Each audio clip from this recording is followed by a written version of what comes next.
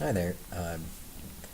Just wanted to show some of the updates on the physics platformer that I've been working on with Sparrow 3D and Bullet Physics.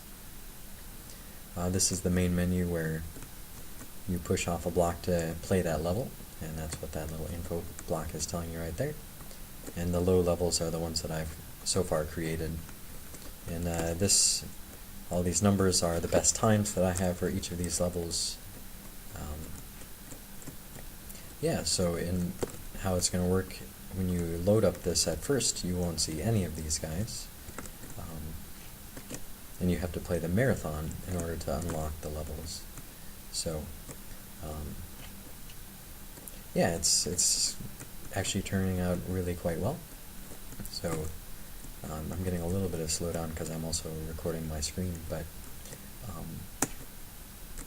the object of the game is just to push these little blocks off as this little guy, and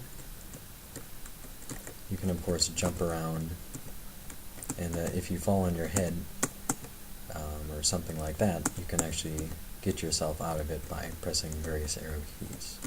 And one thing that I haven't mentioned is that the hero is extremely afraid of ramps, so I'm not exactly sure how I'm going to undo that, but for the moment I don't actually care. I don't use ramps in any significant way in any of the levels except as decorations. So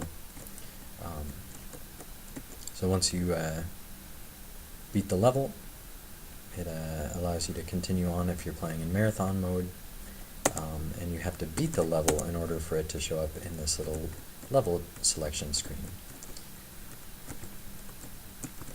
So that's about it. So obviously it's missing just a few little features to make it really quite neat, like sending these scores to a server, which I'll be working on eventually, and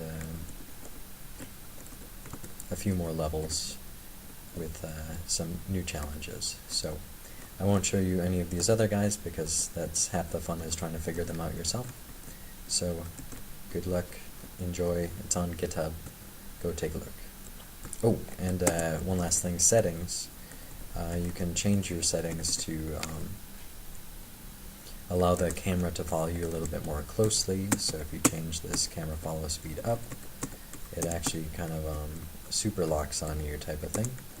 I prefer it somewhere around 0.8 on both for how it follows me and how it aligns to the direction that the character is facing. And then there's just a little timeout thing for when you move the camera with on a computer. It's WASD. When you move the camera, it doesn't reset the camera behind you like it normally does, except after the timeout amount of seconds have passed. So you can set that up if you prefer to have more control over the camera, and then it'll eventually reset type of thing. So 6 seconds later. Or if it's 0, there's no, apparently there's no delay. You can't, gotta kind of force it wherever you want it to be. Anyway, that's it.